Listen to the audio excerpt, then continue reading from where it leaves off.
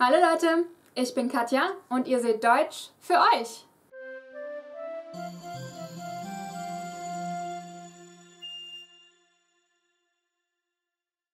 Only 2 more tenses to go! Today we're getting started on the future. And that's not just some stupid truism, that is actually what this video is about. So once again, if you haven't seen the introductory episode on tenses yet, be sure to watch that first. I mentioned this before in a previous episode, but German, just like English, doesn't have a future tense per se as in defined through some sort of ending like Romantic languages do. Instead, what both of our languages do is take certain words from the present tense to indicate future meaning. In German, there's way less options for doing that than in English. For once, savor that! Because our future indicator is the verb werden and nothing else. Of course, since this is just another verb, like I said, this can also be used in other tenses and means its own thing, but when it's combined with an infinitive, it indicates future meaning. So, we take werden, we conjugate it according to our subject, and then we combine it with an infinitive of the verb that actually expresses the meaning of the action. So just like the will and go into future in English. Again, let's take our example, sagen. Ich werde sagen, du wirst sagen, sie es wird sagen, wir werden sagen, ihr werdet sagen, sie werden sagen.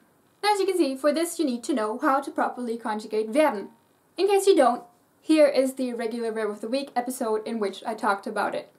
So I'd say this is definitely one of the less headachy tenses. It's called the Futur 1, future 1. In a sentence, it is used just like any other two-parted or multiple-parted verb. In a main clause, our conjugated verb, so in this case werden, goes in the left verb position, while our static part of the verb, in this case the one that expresses the meaning, so the infinitive, goes in the right verb position. For those of you that don't have a clue what I'm talking about when I say left or right verb position, go watch my 3 episodes, these 3, on the sectioning of a sentence. So, example for a main clause. Ich werde dir morgen Bescheid sagen. I will let you know tomorrow. In subordinate clauses, like usual, the conjugated verb is the very last word of the clause, or the very last word before the after section. And all static parts, in this case we only have one, the infinitive, all static parts go right before it. Example. Du weißt, dass ich dir morgen Bescheid sagen werde. You know that I'm going to let you know tomorrow. Both of these scenarios, of course, also work with more than one static part of the verb. So, for example, if we were to add a modal Hilfsverb, so mögen, wollen, können, etc., then we would put that modal Hilfsverb right after the meaning verb. So, let's look at that in a sentence. Main clause, ich werde dir morgen Bescheid sagen müssen. I will have to let you know tomorrow. So, werde is still in a left verb position, and then Bescheid sagen comes first, and then we get müssen, which is at the very end, our modal Hilfsverb.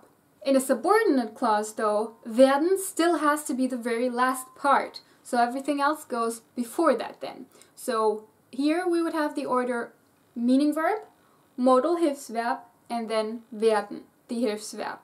So, du weißt, dass ich dir morgen Bescheid sagen müssen werde. Look at it for a bit. Sagen meaning, müssen modal verb, werden Hilfsverb.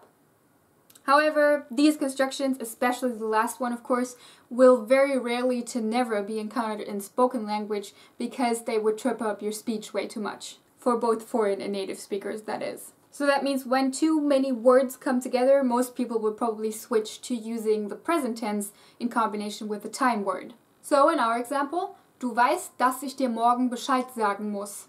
Perfectly fine. Everybody knows since you said tomorrow that it's in the future, so you don't necessarily need to use Futur 1.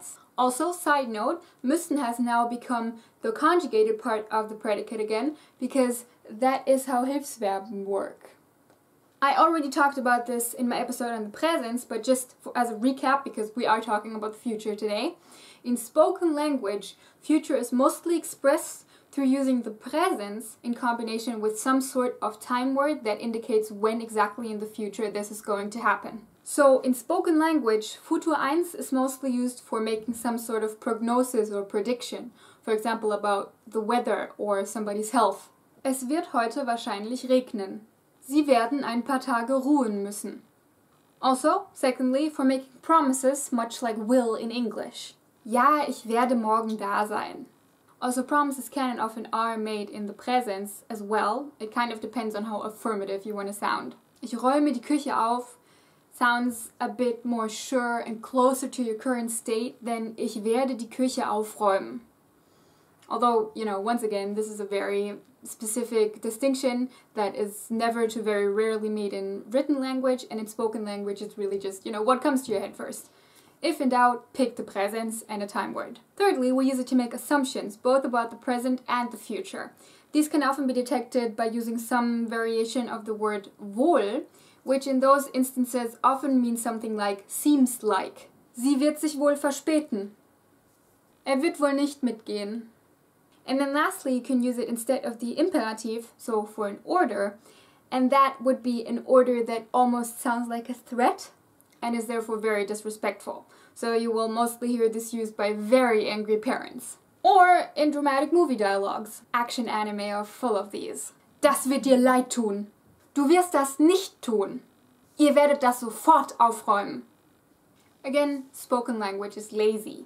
While written language allows for some very long, complicated arrangement of words and colorful usage of tenses and what have you, you can really get crazy with it. Spoken language will always pick the path that gets your point across without too much syntactical effort. So you will hear and use Futur 1 pretty rarely compared to how often you could use it. This is what makes it so important to both read and hear German though, because that really gives you a perspective of how different spoken and written language are. And with that, that's it for today. To get your own copy of the script for this episode, support me on Patreon, which is always linked in the description, and toss me a note on there with an email address that you use for DropBox. Your random word of the week is der Koffer. Bis nächste Woche. Tschüss!